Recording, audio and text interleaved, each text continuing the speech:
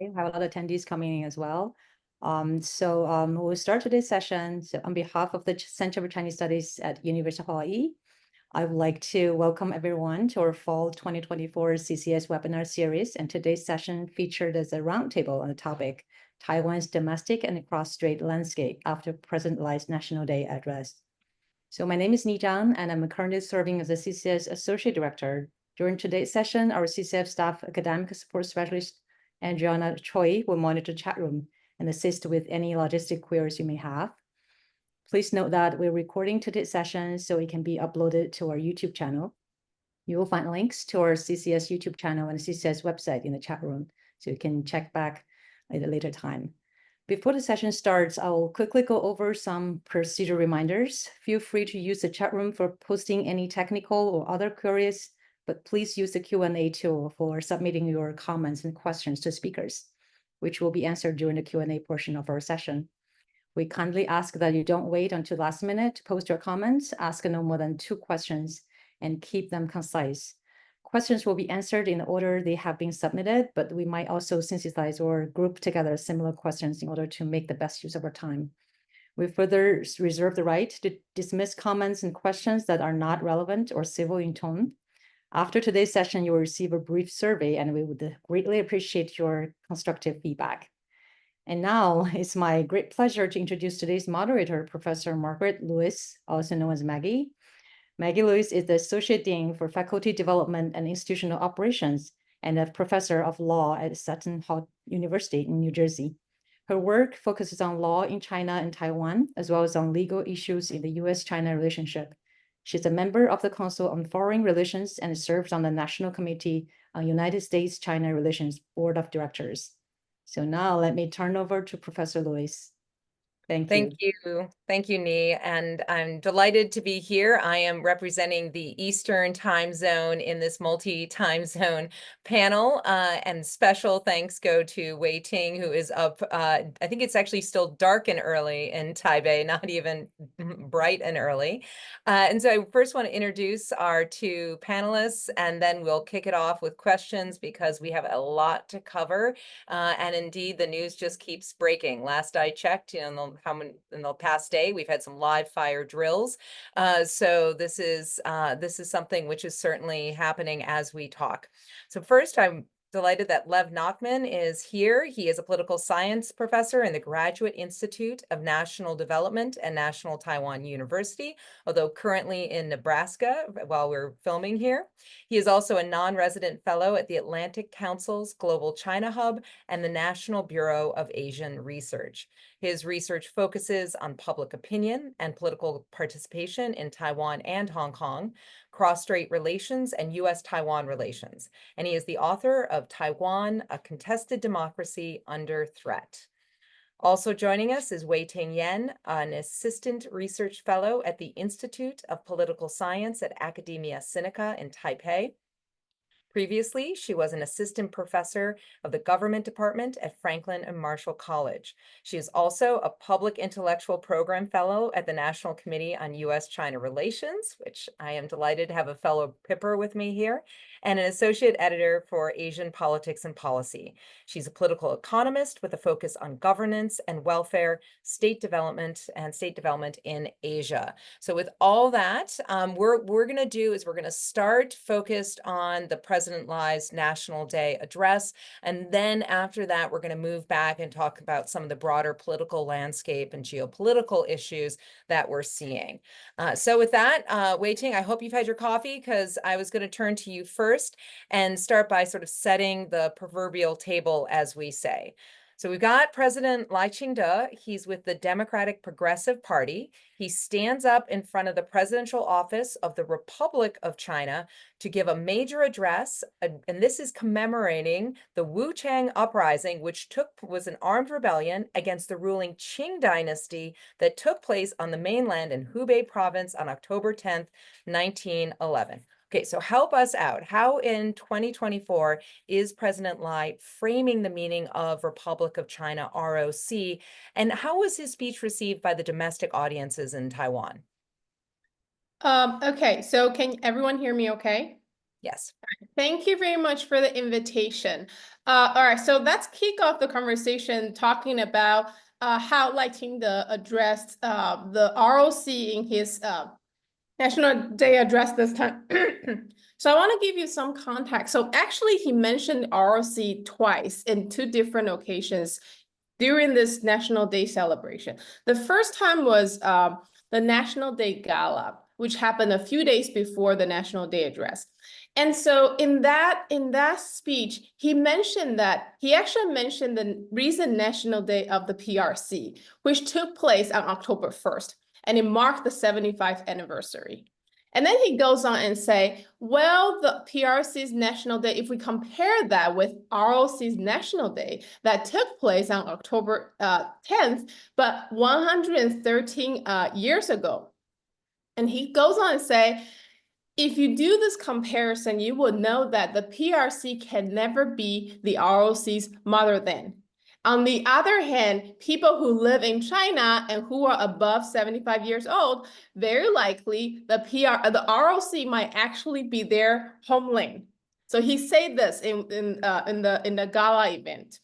And a few days later in the national address, he made it even more explicitly. So he started the address saying, well, 113 years ago, like a group of people wanted to throw away imperial regime, wanted to establish democracy. And then he said, but it didn't really survive. The democracy was engulfed in the raging flames of war.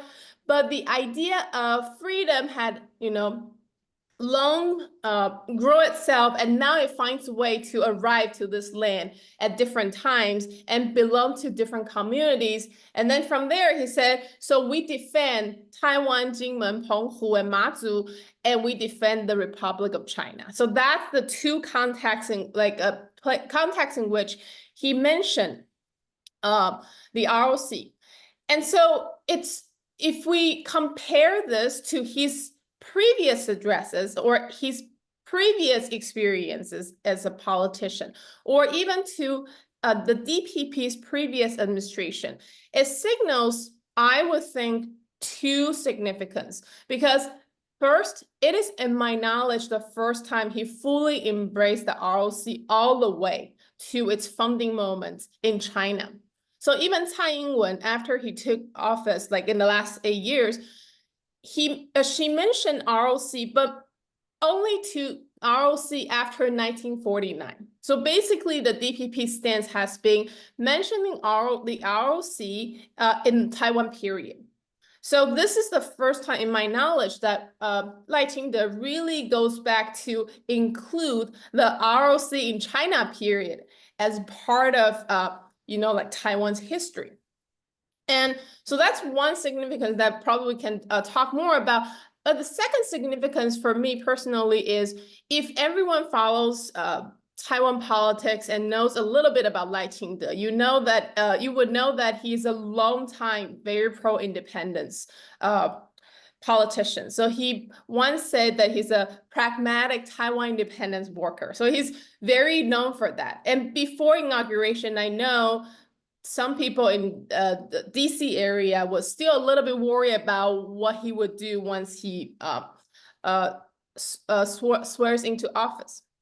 So I think embracing ROC all the way to that founding moment really signals that to the world that he's deviating from his independence label, and he wants to fully embrace the status quo stance, which I think it's also his way of trying to win over the independent voter, which, by the way, constitute about 40% of Taiwanese voters. And so I think people are domestically, it's received very well. I think his national address has received half of the population, like 50 to 60% of people approve of his national address. And in particular, he's mentioning that PRC by math calculation can never be ROC's motherland. People found that witty. I mean, it's not, people feel like, oh yeah, logically it makes a lot of sense. So he wins support over that very simple but direct kind of comparison. And I think internationally, probably US will be happy to see him embracing the ROC as well. Yeah, so I will stop here and then we can go on and then discuss more about this. Yeah, Thank and you. if it was 50 to 60% positive, that's significantly more than what he received as far as the actual vote to be president. You know, he is president because of a three-way race. He won with about 40% of the vote, correct? So, you know, that's an interesting sort of make the tent bigger. But Wei Ting, you touched on that, you know, of course, the only audience is not just domestic audiences, right? And so Lev, you know, we think back to all the way back to May, which actually feels like a ways ago. And that received a lot of close scrutiny when he gave his inauguration address. And not surprisingly, Beijing didn't love what he said. And we'll get to that in a minute. That was the least surprising thing at all. But there was a lot of close scrutiny of the language by other audiences outside of Taiwan, certainly in DC. And some of the comments were that what he was saying in May was a little spicier than what we had heard from President Tsai, his predecessor. And to what extent do you agree with those assessments? How different not only was his double 10-day speech that we just heard from his May inauguration, but how different is it from what we're hearing from President Tsai, just a couple years ago? So first of all, I would like to echo my thanks for being invited on this panel. As Maggie just put, William Lai has three different audiences, and each audience wants to hear three very different things. You have the Taiwanese domestic audience, you have the United States, and you have the PRC. And this is difficult for any leader to have to speak to three different audiences. And what I think we saw was sort of how William Lai is, to a degree, trying to prioritize different audiences. So when we look back at his inauguration speech, opinions of that speech range from it was the biggest disaster of any Taiwanese politician to it was the most pragmatic, safe speech we could have ever expected from William Lai. And realistically, it's probably somewhere in between, at least from my own personal opinion. Really, the biggest enigma of William Lai, and this also was reflected in his double 10-day speech, is that on one hand, he has really sort of embraced the ROC. We saw him embracing the ROC in his inauguration speech. We can know that from sort of how often the ROC was mentioned, which was the phrase ROC was mentioned in his inauguration speech more than Tsai Ing-wen's two inauguration speeches combined.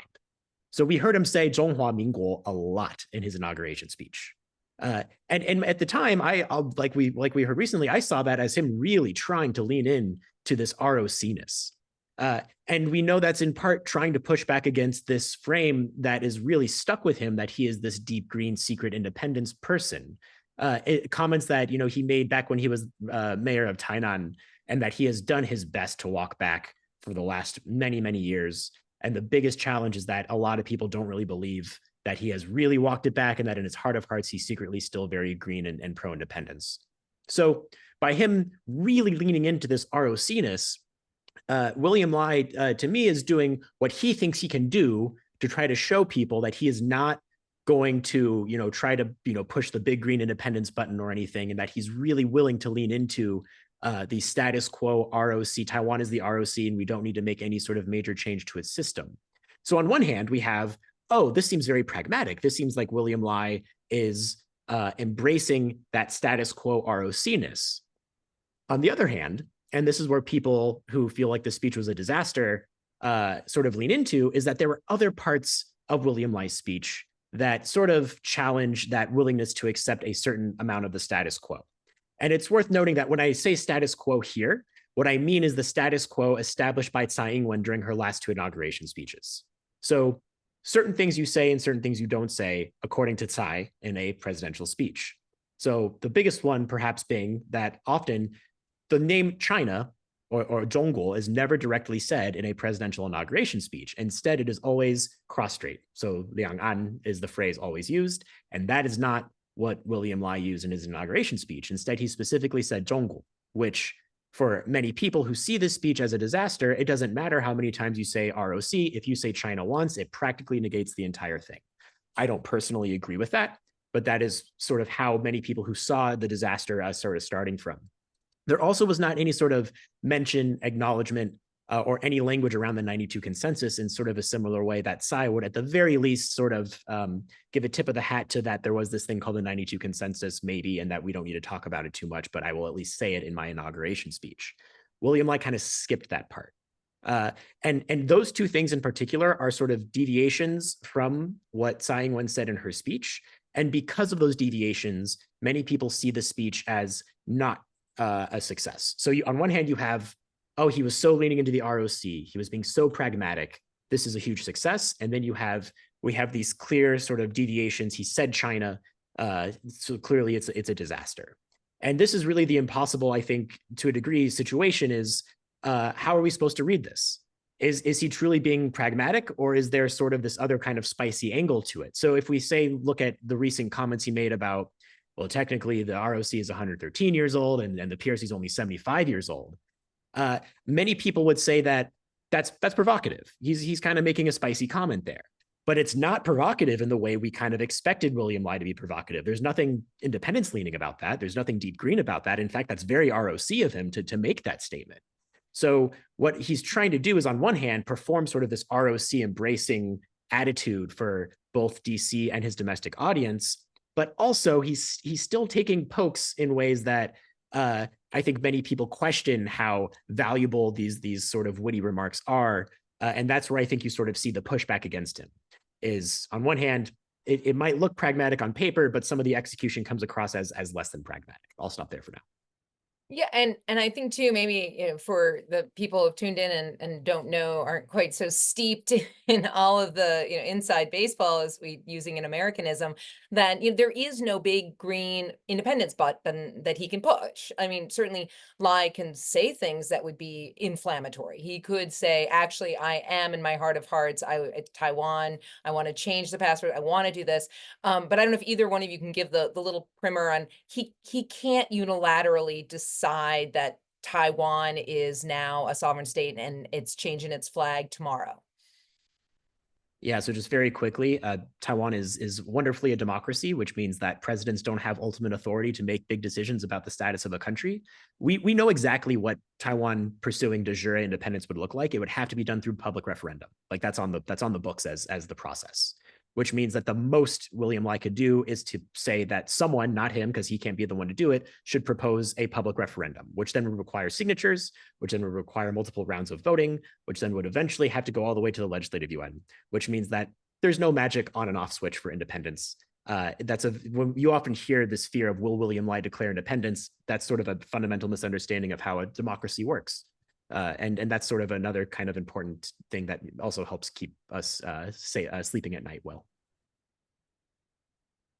So so waiting, we've kind of touched on Beijing, but we haven't really delved into Beijing is happy with nothing that Lai says, in part because he's not saying what they want him to say, which he will not say. And so Lev mentioned, for example, the 92 consensus, which is referring to there was a meeting in 1992 between representatives from the Chinese Communist Party and representatives of the KMT, the Kuomintang, the Nationalist Party. That meeting did happen as a historical fact, but then after the fact, years later, there was a coining of the phrase 92 consensus, that there was some agreement reached at this meeting, not assigned, can point to it. It's not like the Constitution in a vault somewhere, but rather that there was, this idea of different interpretations of what is China.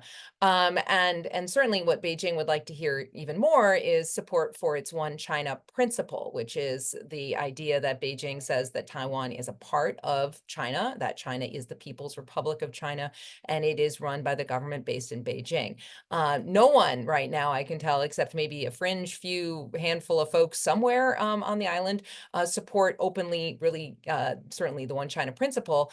But Beijing, when they responded, what we've seen, of course, is that there has been military exercises, Joint Sword A and now B.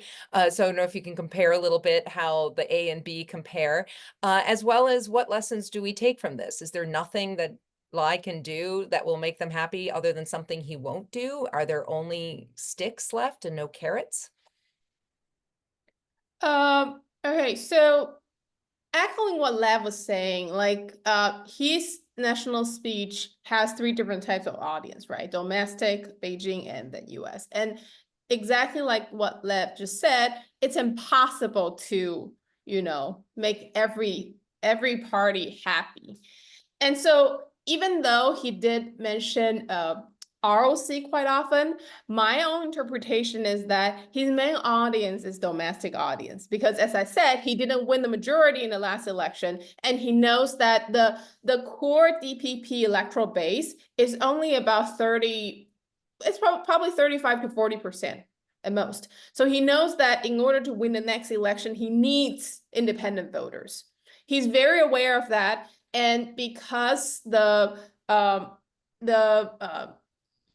a survey data going on every month, and if you go ask people what people want to do with China, probably only about 20% of people say they want de jure Taiwan independence. More than 60% of the people say they want the status quo, which is exactly that ROC is Taiwan, we're already independent. And like probably 3% or 5% want unification with China. So his whole ROC kind of discourse is basically trying to win over potential independent voters and KMT's voter base. So the one party that should be really worried about should be the KMT, because the ROC has been the key kind of term they hold on to that link them to China. And now Lai Ching-te is trying to claim ownership over that term. So I think the KMT is not very happy. Just like the KMT, Beijing is also not happy at all. As we saw, so when his inauguration speech happened, Beijing launched the Joint Swore military drill A. So when there's an A, we know there was going to be a B. And so that was already determined even before the National Day address. And from what I know, the drill after the inauguration day was already scheduled before the inauguration day. And so no matter what Lai Ching-te said in his inauguration speech, I think the military drill would happen, no matter what.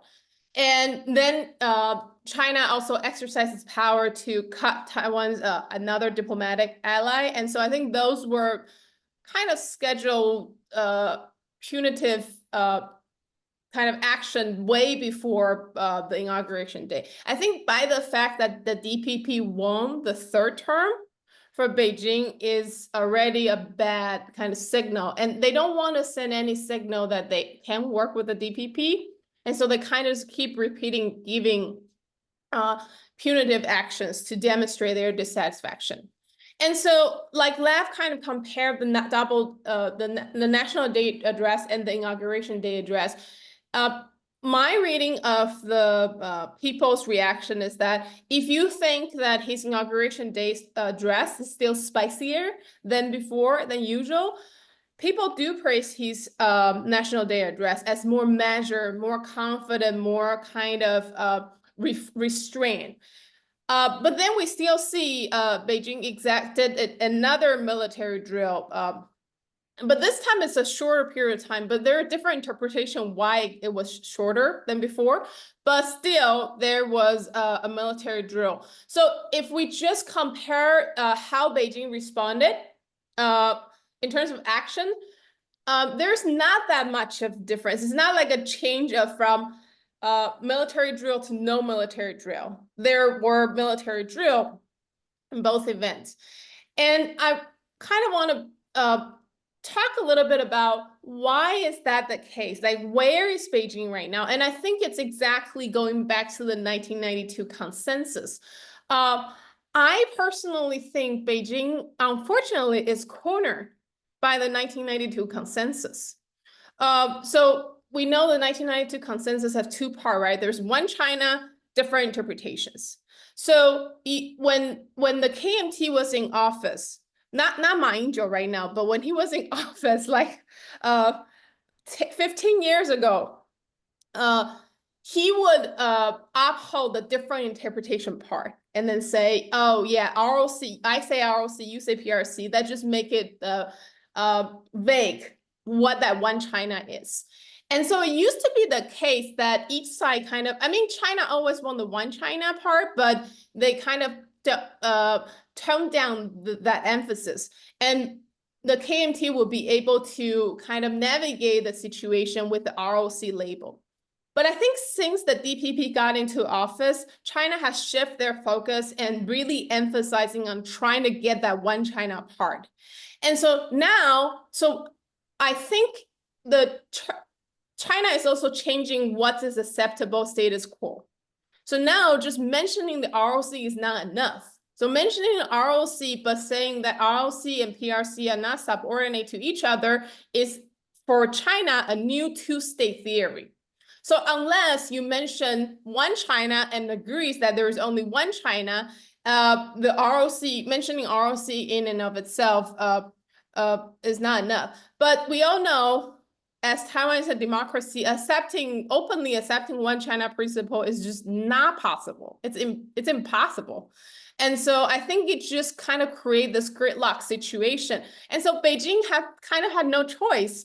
They don't want to work for the DPP. They really want the one China principle to be said out loud, which is not possible. And so I think it just it leaves China with no possibility for any carrot with the DPP. And I think that's what we are seeing happening right now. We can talk more because I think about the implication of this, because I personally think it's bad for the Washington, Beijing, Taipei triangular situation. Yeah, but I'll stop here. So I don't know if Lev, you want to weigh in directly on this before we bring in a little bit more about the KMT and what's going on with them, which is my next question, but. I agree with everything Wei Ting said. I think this is really the challenge for the future is how does Lai continue to embrace what his interpretation of a pro status quo stance is, but also finds some sort of ground that the triangular relationship can stand on. Because currently, I think that's what causes a lot of unease and uncertainty is it doesn't feel like there's a ground to stand on. Now, of course, there are people who would say, well, there was never a ground to stand on so long as the DPP is in power because the PRC will never pick up the phone if the DPP is in power. But I think there are people who would, counter that to say, well, there are steps that can be taken to, at the very least, ease tensions. And it feels like no one is entirely sure what that looks like at this point, because we've now seen, as Wei Ting said, leaning into the ROC as much as you possibly can does not appease Beijing. There's clearly something extra that they now want, and understanding what exactly that extra is difficult because it's an electoral suicide for William Lai to embrace any sort of, or it's not a William Lai problem. It's electoral suicide for any Taiwanese politician to embrace a one China principle. So we've got the three corners of the triangle. No one can get what they want, but now we're going to try to figure out can get what they need to just keep the status quo going, right? So all this is, talking a lot of this externally. Internally, of course, as Lev said, Taiwan is a democracy. It has multiple branches of government. I'm always interested in the courts. I don't think we're going to go there today, but the legislature, and this is interesting because, we talked about how Lai won the presidency with less than 50% of the vote. And this is reflected too in the legislature, where you have three parties that are represented, none with a majority. The legislature in Taiwan is always excitable. It has had some particularly raucous moments of late. We've got some interesting coalitions. So Lev, who's friends with whom right now? Are these durable friendships? Who's currently being held in pretrial detention? What's happening with the KMT in this third party, the TPP? So just to try to speak about this from as high of a viewpoint as possible for people who aren't obnoxiously in the weeds like I know all of us are, there are currently three parties that are worth knowing in Taiwan's legislative yuan: the DPP, the KMT, and then the TPP, the Taiwan People's Party, which was founded and run for a very long time by Ko Wen-je, the former presidential candidate and former Taipei mayor, who's currently being held in pre-jury detention. But we'll put a pin in that one for now. What matters is that Taiwan has what we would call a hung parliament, where there is no majority. However, it's worth noting that the TPP has fully aligned itself with the KMT at practically every decision ever since the term has started. So in my view, I actually sort of think of the legislative yuan as sort of a de facto KMT majority, even though it's not technically a de jure KMT majority, because we do see these two parties going along on everything.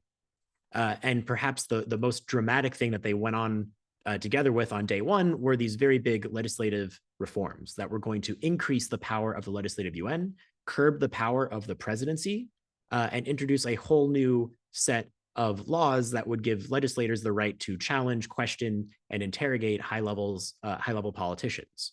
Now, on one hand, from a pure sort of health of democracy perspective, these sort of checks and balances are a very good thing. The challenge with Taiwan's proposed changes were some elements that seemed not very democratic. So mostly the punishing power that was going to be given to individual legislatures. So, for example, if a legislator tried to call upon a high level politician and found their answer dissatisfactory, then they could be punished with high level fines or even jail time. And that doesn't feel very, very, very good and democratic.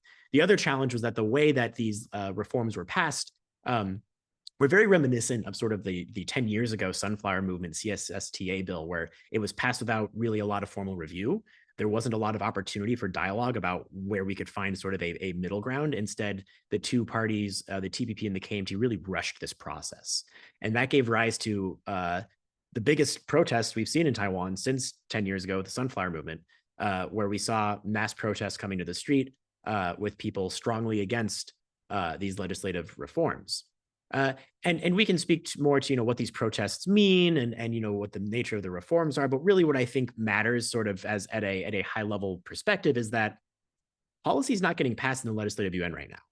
There is very little that can actually productively be done that will advance William Lai's policy agenda, and not just his policy agenda. The DPP policy agenda is at a full-on stall. It's not going anywhere. In fact, we're actually seeing sort of a lot of the DPP policies put in place under Tsai Ing-wen being walked back, the first of which is the submarine program. Thompson Chow for Nikkei Asia just had a great piece come out today or yesterday talking about just how the KMT is being very highly critical of this special budget for the submarine program and how it's likely going to maybe disappear. The military budget is not getting approved at the moment.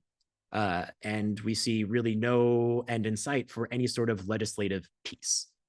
So even though we see William Lai with his microphone making some very bold moves, unfortunately, his words are currently his strongest power because there's no policy to back up anything, because there's no policy being passed in Taiwan at the moment. So now the maybe shred of at least good news, or at least not so scary news, is that unlike the United States, that not passing a budget doesn't mean a government shutdown, is my understanding. We're not going to have the lights turn off, but rather it's essentially last year's budget would continue. So we won't have that sort of looming crisis, which we have dealt with multiple times in recent memory in the United States. At the same time, the idea that there should be continuity in at least the defense budget was something that I think DC audiences had been reassured of repeatedly by the KMT. So the more that even that is getting held up, even if there's issues with energy policy or other policies that might be more domestically focused, those still have a security component. It's really worrisome if the defense aspect isn't going through. But at the same time, my understanding is that President Lai is trying to use as much power as he has. So, for example, as part of his, first things he did after being inaugurated is say that he was going to put together these major committees that would look at big issues of what's going on with sort of health, and part of that is aging demographics, what's happening with climate, which of course has a large energy component to it. And then also really saying we're going to bring together different stakeholders to deal with sort of this whole of society defense and resilience, and that committee chaired by very high profile people, including the vice president, Xiaobi Kim. And that's going along. But I guess part of it is, waiting if you want to add about the legislature, but then also sort of how much can President Lai do if he is operating with one branch of government?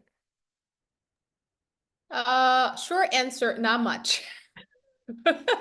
Long answer, Well, Lev covered very well that since since basically February, since Lai inaugurated in May, he has been in this divided government situation. The DPP only has control over the executive branch, and the KMT/DPP TPP you have to pronounce it very accurately.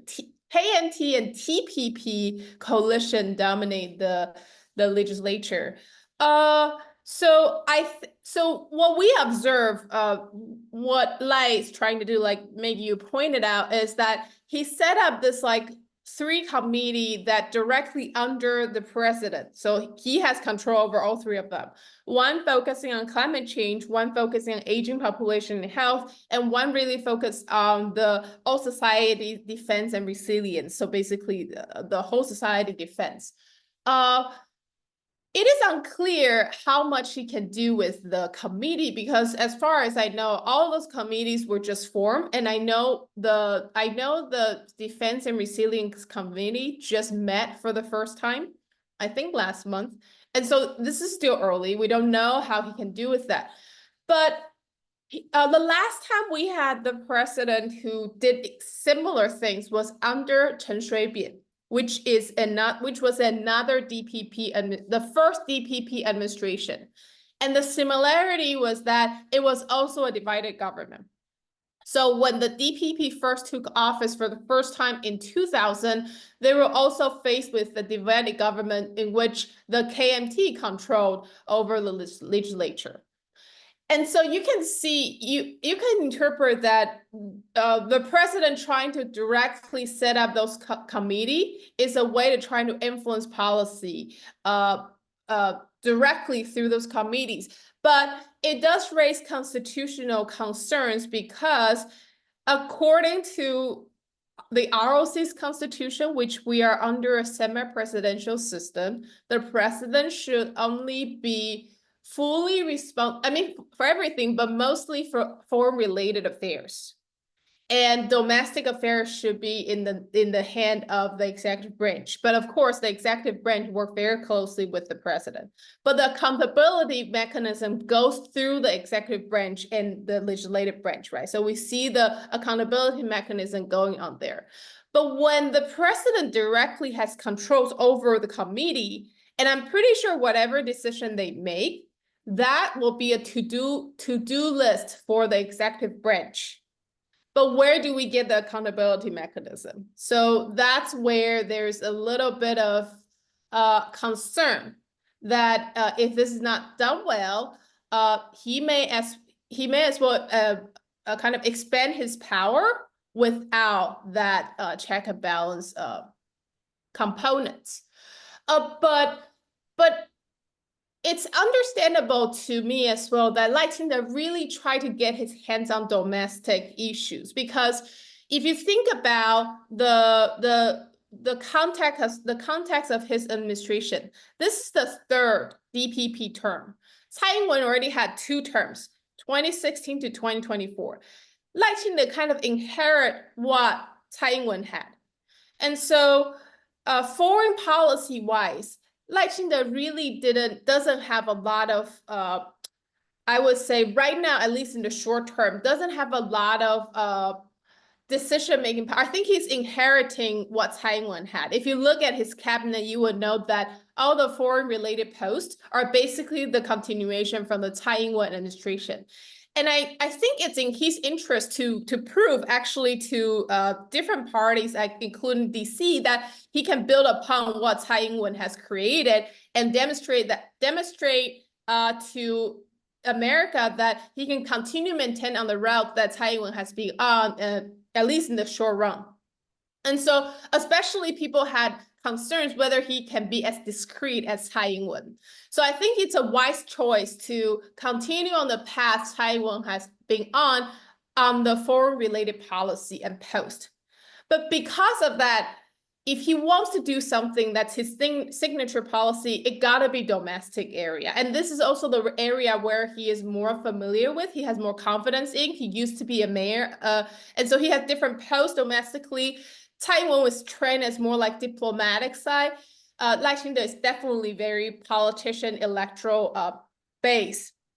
And so it makes a lot of sense. He wants to hands on those domestic issues. But because it's a divided government, he wants to have those committees so he can directly exercise his power over that. But I would say we will have to wait and see how useful those committees are.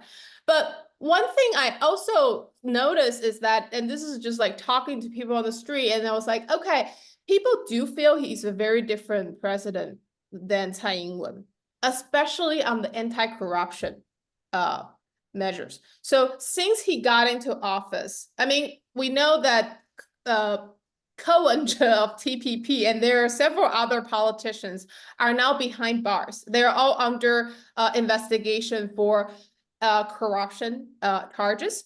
And this did not happen under the Tsai Ing-wen administration. Was it happening? I think probably, but it was not really being investigated at the same rate. People, I think for ordinary people, they do feel like, oh, there is a big difference between the Tsai Ing-wen and the Lai Ching-te administration. And I think that's the image he also wants to impose on people, that he's really like a different person and he can do what he says he's going to do. And so back to that approval rate. So overall right now, his approval rate is somewhere around 50 to 55%. If you think about his electoral base basing back in January, it is an improvement. I mean, of course, no one is going to get 100%, but I would say 50 to 55% is not a bad kind of 100-day, even after the 100-day honeymoon period, I would say it's not a bad signal for his administration. Yeah, no, that's pretty good. And I'll say that, corruption and politics is not a new phenomenon in Taiwan. I remember being there in the second Chen Shui-bian administration, when at that point his wife, this was nearly 20 years ago, was first, in the courtroom in Taipei for corruption charges, and then he subsequently faced them. So this is something that has been with Taiwan politics for a very long time, both on the national level and the local level, and also that just Taiwan has so many domestic problems. It has the lowest, or at least I haven't seen this year, but one of the lowest birth rates in the world. An aging demographic, an excellent, very strong public health care system. But when you have an aging population, that gets strained. Energy and issues with energy dependence on importing energy. Questions about whether to go back towards nuclear, but that's difficult, especially in an earthquake zone with public opinion. I mean, you add on to it, like there's just not easy things to do as a politician. But one point I think is interesting is how different are Tsai and Lai. Of course, they worked closely together. He was her vice president for the second term, but the way he became vice president was by running against her as she went for her second term, which is, says something that they were not necessarily going into this as best friends. But now, we've seen recently that President Tsai, after sort of taking a quick breather, a very quick one, had a photo op where she was feeding President Lai's dog. She then went off to Prague on a very high profile visit. The jade cabbage is going to go from the National Palace Museum to Prague. So Lai, what are we seeing a President Tsai resurgence? Is she going to be one of the big outward foreign faces? And how is that shaking down? Yeah, I think, as you said, William Lai and Tsai Ing-wen, they're not best friends. But if there's one thing they know how to do, and this is broadly true of the DPP in general, is people know how to fall in line when it becomes necessary. And I think that's what we're seeing a little bit of with Tsai in her post presidential term is, there's still some stuff kind of behind the scenes in party politics that kind of show not such a cordial behavior. I think, speaking of corruption scandals, one of the reasons why William Lai is able to say, like, I'm charging, everyone with corruption, doesn't matter what party you're affiliated with. The biggest corruption scandal within the DPP was one of Tsai's people who was kind of a factional challenger to William Lai, Zheng Wensan. So, throwing him to the corruption wolves is both makes William Lai look like he's coming after his own party and also gets rid of one of Tsai's biggest people within the party itself. So, there's still some some roughness around the edges, but that's an internal politics story. When it comes to sort of the international view, I think Tsai and Lai know how to play nice with each other. And I think we saw that over the last 4 years during Tsai's second term. I think we are going to see sort of de facto diplomat Tsai sort of become a more important figure. I don't think this is in any small part to do with the fact that Xiaobing Kim is no longer sort of the de facto diplomat of the world for Taiwan. Now that she's vice president, Xiaobing Kim is sort of stuck is not quite the right word, but she's responsible for staying in Taiwan more than she's able to sort of resume her international role. And instead, we're seeing Tsai really sort of pick up this mantle. And I think this is a very smart decision, not just for Tsai, but also for the DPP. Tsai Ing-wen was incredibly popular around the world. Domestically, at the end of her term, she was still popular, but I think, internationally, she had the reputation of being like the best president Taiwan could have possibly asked for because of how pragmatic and level-headed she was. And I think capitalizing on that reputation, on her expertise, and knowing that when she goes to give speaking engagements around the world, we know what we're going to get. We're not going to get anything sort of out of left field, makes her an incredibly valuable asset for the DPP. And for Taiwan more broadly, when it comes to sort of just spreading Taiwanese diplomacy now that she's no longer president. What I think we're all curious to see is just how far this role goes and whether or not we see any sort of trickle down effect when it comes to internal party politics, because Tsai has a reputation that is in some circles, frankly, better than William Lai's reputation, even though he's now president, because of sort of this variation in how pragmatic or level-headed that they come across as. And I will say that, so Shelby Kim, that was now the vice president, she spent, I forget how many years, but about 4 years in DC, I think, as the Taiwan's representative there, the de facto ambassador, and was very successful in communicating with both the Democrats and the Republicans, Taiwan being one of the few largely bipartisan issues still in DC. And one reason that she's exceedingly capable politician, but she also, I will say, graduated from Montclair High in New Jersey, where I live, then went on to Oberlin. So she is, no matter what she still says, she's a Jersey girl, at least partially. And but now, of course, she cannot travel in that same way because of limitations given her stature. But Wei-Ting or Lev, have you heard much of sort of what role she's playing in Lai's administration, given all of her talents, but being boxed in some ways? Well, from what I observed, she's being delegated to a lot of the task of meeting with visitors, foreign visitors, and all that. So I think she's still doing some part of the work that she is really good at and she used to do. But because under the constitutional structure, the vice president is doing whatever thing the president decided to delegate to him or her. And so I think Xiaobing King is also trying very carefully, like, not to overstep into the president's role and position. And I think the same thing goes with Tsai Ing-wen. I will be curious to see how long this collaboration can go, with Tsai Ing-wen basically not being the sitting president, has more flexibility to do a lot of those diplomatic work.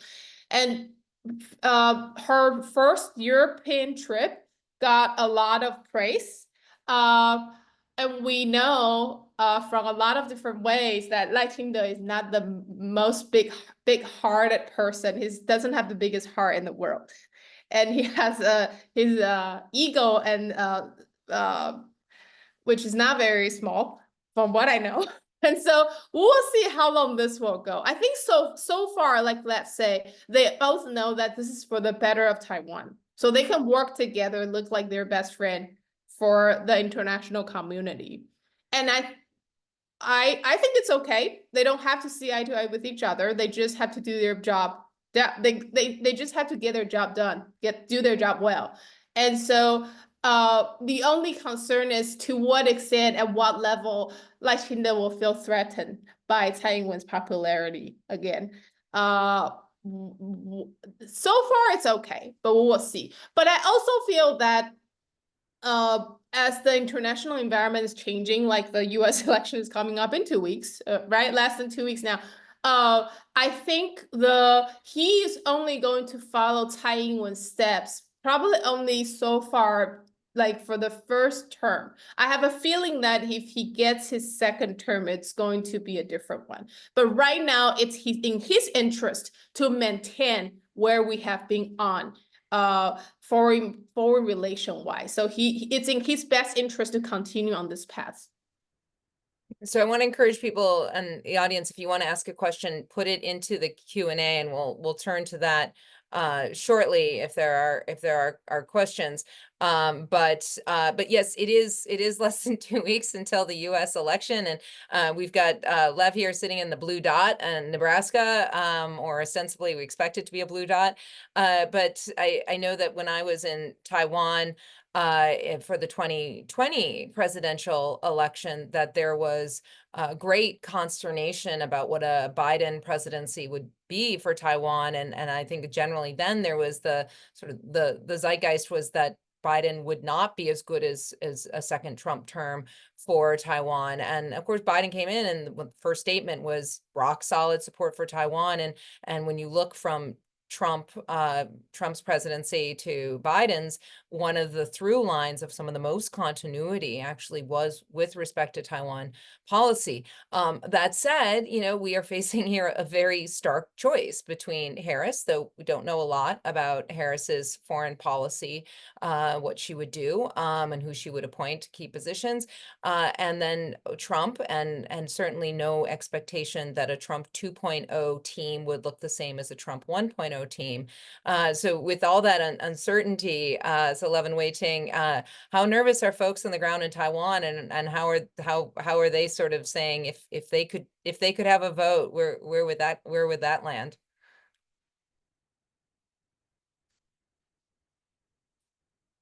Why don't you go ahead, Lev? Share the survey data. I thought that's. I was going to say, so Wei-Ting and I have actually worked together to try to better understand how Taiwanese voters feel about the American election. And we ran a survey back in July, tragically a week before Biden stepped down and Harris became the candidate. So our data's slightly old, but that's okay, because at the end of the day, what it really sort of demonstrates was that even if this was a race between Biden and Trump, what we actually see from Taiwanese voters is a preference for Joe Biden and the Democratic Party. This talking point that sort of became the standard common wisdom in DC and foreign policy circles around the world was that Taiwan would prefer Republicans over Democrats. And what our survey data finds is that's not actually true anymore. And in fact, there was a preference for Biden when he was the candidate. We see sort of, broadly speaking, an attitude of ambivalence between the two parties. There's more support for Democrats, but it's not by a landslide. And what we sort of take that to mean is that Taiwanese voters, from their perspective, at this point have seen that both Democrats and Republicans do good things for Taiwan, so that there's not sort of this dire sense of panic when it comes to whether it's a Republican or a Democratic candidate or party that's in charge, because either way, Taiwan is seemingly going to be taken care of. I hope that to be true. I think, as Maggie very nicely put, Trump 1.0 and Trump 2.0 do already seem like they would not be very similar. I think we can even sort of look at how the end of Trump's presidency in regards to Taiwan, how it was very pro-Taiwan with people like Mike Pompeo and Matt Pottinger in charge, would not look that way in a second Trump administration.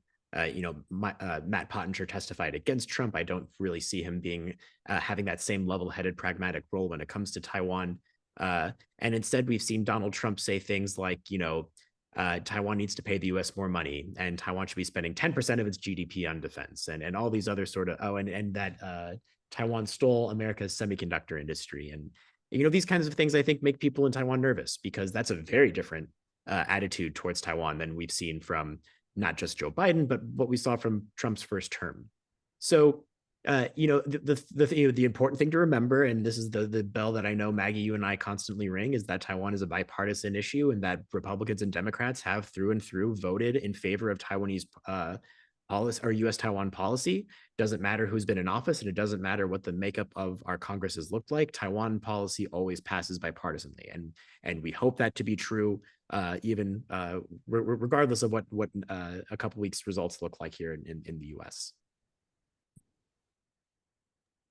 I agree with what everything Lev said, and it's just that if you compare this to say 4 years ago if you do the same survey in 2019, people in Taiwan overwhelmingly said they think Trump is better for Taiwan, which is a kind of not anomaly, but like Taiwan joined a few other places thinking Trump is better. And so seeing this attitude change in 4 years really speaks volumes to how Taiwanese people observe the Biden administration's been doing. There was a lot of concern before Biden swore into office. I think because Taiwanese people are conflated and worry that Democrats are more pro-China, and hence that means they're against Taiwan. They don't really care about Taiwan. So there's this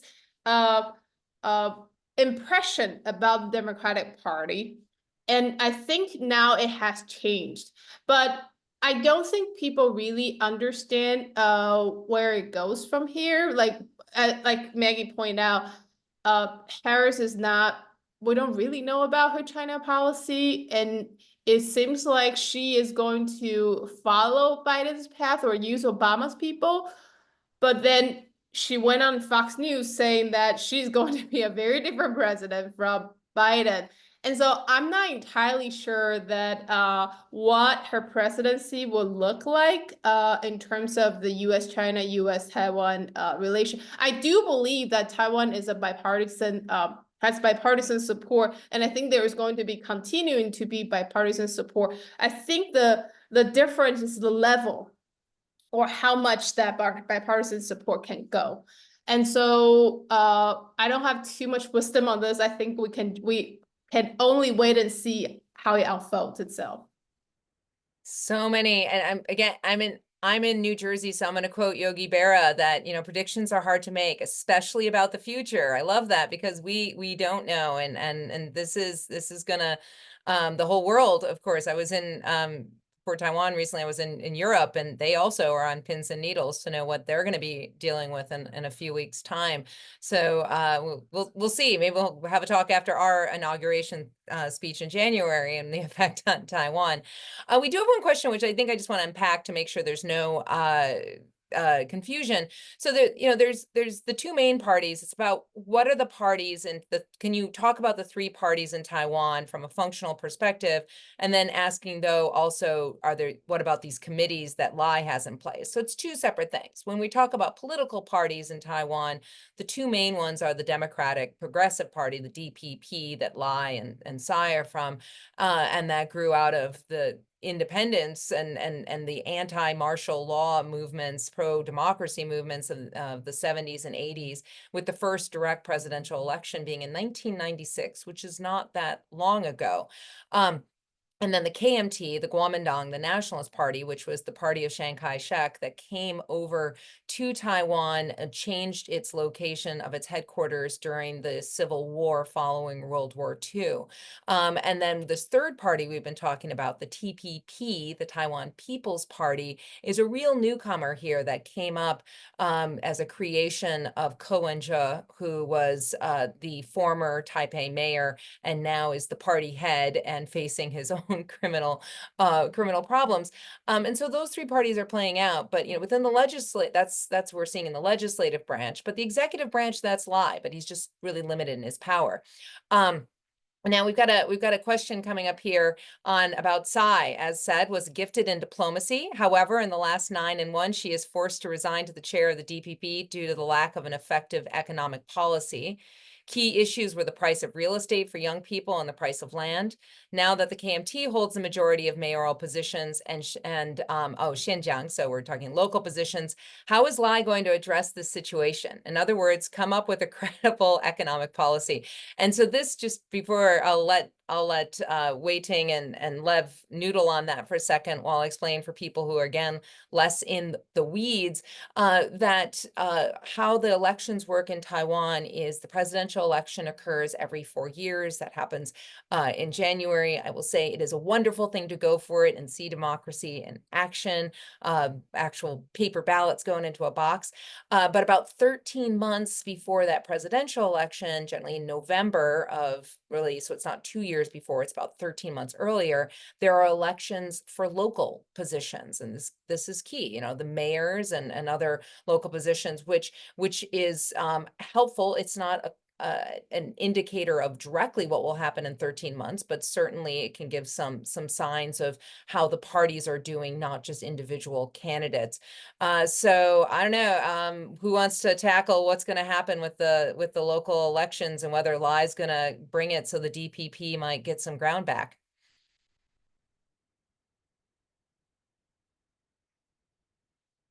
I can start briefly. So the one thing I would say is just to the premise of the question, yes, economics and housing for young people were factors in the local elections, but they were not the only factors. Unfortunately, what drives people to vote the way they do in local elections is a severely understudied question in Taiwan political science. And we don't really have good data that can really accurately explain why people act the way they do. You often hear this kind of phrase, local politics are about local issues, and maybe, but what exactly those local issues are vary quite widely because of networks and because of just how localized different, like what matters for voters in Taidong are very different than what matter for voters in Kaohsiung, are very different from voters in Taipei. So I think trying to account for the result of the 9-1 elections go beyond sort of just the it's just local, don't you know? And instead, what we saw both in the last local elections and the local elections before was harsh losses for the DPP. The DPP has not been very good at local elections for quite some time. And there's both historical reasons because of KMT networks in local areas, but there's also just the more democratic fact, which is that it's the opportunity for voters to express discontent with the DPP's performance across a wide variety of issues. And really what the local elections are is to a degree, sort of a de facto referendum on how people feel about the ruling party. So, I think the thing that I'm going to be looking for is, is Lai faced with a disaster local elections like Tsai, or is he able to sort of crack the code? And I don't know that good housing policy and good economic growth are indicators for a good local election, because there's plenty of other reasons that people would be unhappy with the DPP administration, regardless. I'll stop there for now if Wei Ting wants to jump in on local politics stuff. Well, I largely agree with what Lev said.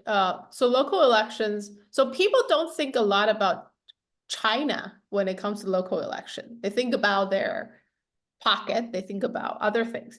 And local elections is where we can really see the social mobilization, like mobilized network really works. So it's like the neat relationship, who your neighbor vote for, who come talk to you, who give you a bridge. All that kind of stuff goes on in local election. Yeah, to some extent, I would think it will be a referendum for the administration, but like Lev said, there's just a lot more goes on into a local election. KMT, because it's historical tradition, does have better network at the local level, so they easily has a little advantage when it comes to mobilizing those local votes. And it relies more on the underground service as well. And that's where they really can meet people together through those mobilization. And I want to throw in another factor here is that since Taiwan got into office, China knows that they don't work with the DPP. They only work with the KMT. And they have also known that it seems like easier to influence Taiwan politics through local politics. So there are a lot more kind of exchange or like influence from China, I would say, at the local level. And so there are a lot of incidents in which, if you're like a local level and if you are going to this temple, and then they may say, let's have a sea goddess worship trip to China, free of charge. And then they will give you information. And then once it's election day or close to election day, they would say, oh, the temple, what is that position is? Like the holder of the temple would say, oh, we want to vote for this candidate. I think he's doing the best for our local community. If you're like a grandma, like a local level, you don't really read politics at this sophisticated level. You'd be like, yeah, that sounds like right. So studies have shown that that's another way how China has been trying to influence Taiwan's politics. And that I think is a concern for some people. But so far there hasn't been a very effective solution to this problem. And I agree with Lev, like the housing and the economy is major issues, but it's not as much when it comes to local election. It is a very big issue at the national election. And I think it accounts for some of the votes that Lai didn't get in this past election. And it counts for some of the votes. The third party, which is Ko Wen-je's party, the Taiwan People's Party, he got way more votes than expected this election, mostly from young people. And those are the people who want to have a change. They don't want the third term DPP administration. They want some accountability. They want to see some change. And so they vote for a the newly founded party. Okay, I'll stop here. So to Wei Ting's point about the local connections to China, I'm going to pull out some 2020 election swag. So Han Guoyu, who would say that he could sell Kaohsiung's fruit to China, and Tsai Ing-wen in 2020, I love these dolls.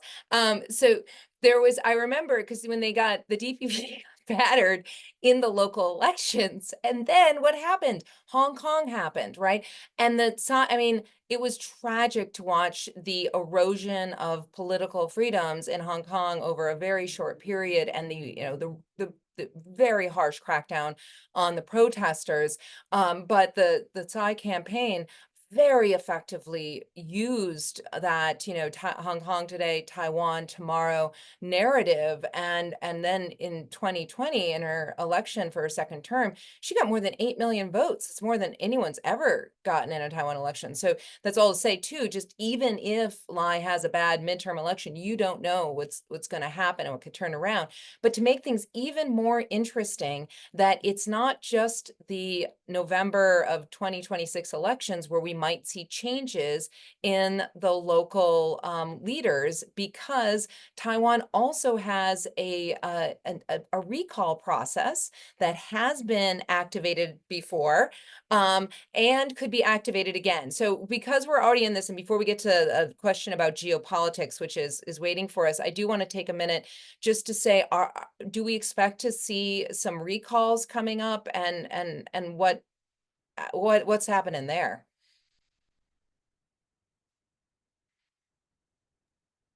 So recalls have become a political tactic that every party in Taiwan uses as a means to sort of punish the other party. And this goes back to something after the Sunflower Movement with a thing called the Birdcage Act, where the threshold for the amount of signatures needed and votes needed for a recall to happen was lowered. Has sort of opened the floodgates of just how easy it is to get a recall campaign going. And after especially the recall of Han Guoyu in Kaohsiung, that just sort of cemented this as this actually works as a way to get politicians out. And then after the recall of Han Guoyu, we had sort of this recall mayhem, where there were so many recalls against city councilors, legislators, mayors. And we're seeing that right now. So there was just a recall last week against the mayor of Geelong, and it did not pass. However, it's become so that was against a KMT mayor in Geelong, which means I now expect the KMT will retaliate with a recall of its own somewhere else. And we've also already seen calls for more recalls in the spring once legislators hit their 1-year mark. So you have to be in office for a year before you can be recalled. And so, I expect we're going to see a lot of recalling. It's something that I think the parties have made it known to be part of their plan. From a health of democracy perspective, there's something to be said about how easily it can be to recall someone. There's also something perhaps to be said about the amount of resources that a recall campaign can sort of suck away from, money that could be spent perhaps on different programs. But If voters like recalls, and it seems like a lot of voters do like recalls, then I expect this to be a common tool that we're going to see a lot of in the next couple of years. Wei Ting, you agree with Lev? This is something coming down, some more recall action that we're going to see. Yeah, unfortunately, because since the inauguration, like I said, like we talk about, has been mostly political. There's like no substantive policy, and with this KMT DPP dynamic, I can assume next year we may see more recall elections. But given that the Gilo mayor recall election just like it didn't pass, so I think that may be a kind of a negative factor in this formula. Like it may discourage people from taking more. If the last recall election was successful, it probably will see way more like coming next year. But because the civil society just mobilized the resources to go through the Keelung city one, and it was not successful. I have a feeling that it may become a factor that civil societies or the DPP takes into account moving forward. Yeah. Yeah, and we haven't even touched on other domestic issues, the progression with respect to LGBTQ issues and same-sex family building, death penalty. The Constitutional Court upheld it, which I think was probably good for the DPP because there is such high support for the death penalty. But there's a lot of domestic issues that are in the mix. But we're going to finish with pulling back to one more international foreign relations issue, and then turn it back to Nii to wrap up. So we've got two questions I'm going to combine. One specifically about the recent pager explosions in Lebanon that were manufactured by a Taiwanese company, and sort of, how is that being read and heard and discussed in Taiwan? And then more generally, though, given the unrest in the Middle East, how is that? How is Taiwan seeing that? How is that maybe also just being shown in the media domestically and in Taiwan? So I can just, for some, general comments, the war in Gaza, the war in Lebanon, and sort of Middle Eastern politics don't get covered very much in Taiwan, at least not really beyond sort of a shallow summary level on evening news. It's something that I think is seen as something far away. And unfortunately, it's just not really in people's everyday vocabulary. I think that the anecdotal thing that my friends tell me is that the Mandarin name for Palestine and the Mandarin name for Pakistan are so close to each other that they're often confused for each other in the way that we confuse Taiwan and Thailand in English.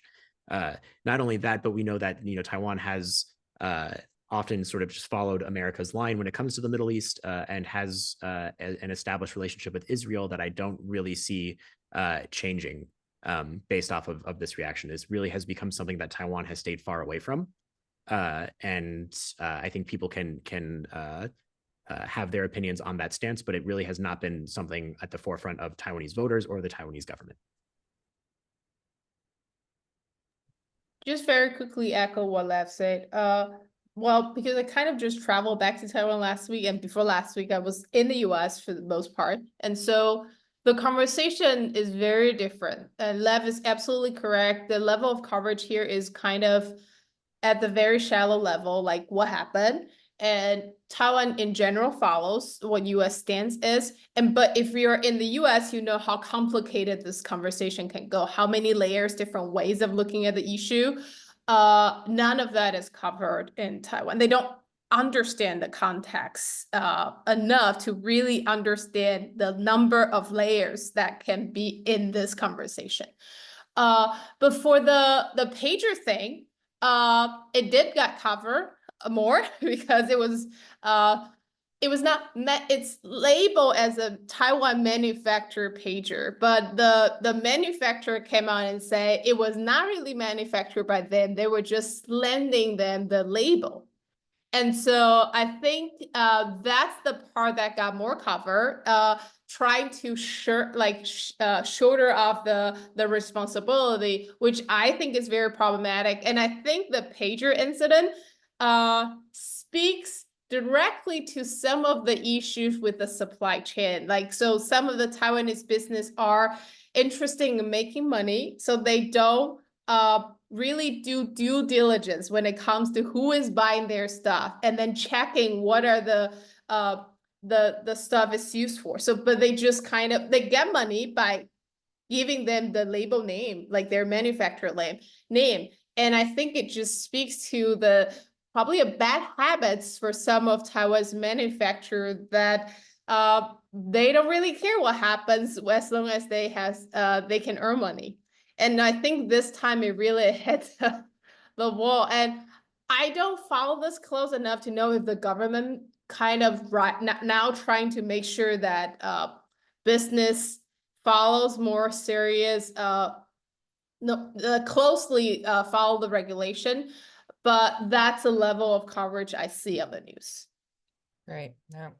Well, I want to thank Lev and Wei Ting so much for joining us. My only regret about this panel is we're not in the same place, so we can't get together in Taipei to continue the conversation.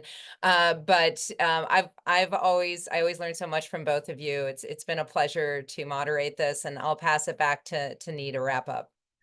Thank you, Maggie. Thank you, Wei Ting and Lev. Thank you so much for your joining this webinar from different part of the world, especially Wei Ting, early in the morning, 6 a.m. I hope you're like through this structure had a really great time, and I had a great time too, hearing all this dynamic conversations. So to end today's session, I would like to announce our next CCS webinar that will take place on November 6th, which is featured as a faculty dialogue on Chinese live streaming, connection economy, and intimate publics. Jing Yigu, assistant professor in the communication program at University of Hawaii and NOAA School of Communication and Information, will be the speaker. With the discussants, Le Ling, associate professor of sociology, and Yiting Wang, PhD candidate in communication information sciences at UHM. So to conclude our session today, we want to thank our moderator and panelists who joined CCS webinar today for their informative presentations and insightful comments and a thoughtful-provoking dialogue. Many thanks as well to our audience for your attendance, comments, questions, and please remember to fill out the survey after this session, and we really appreciate your feedback. Until our next CCS webinar on November 6th, have a great day. Thank you.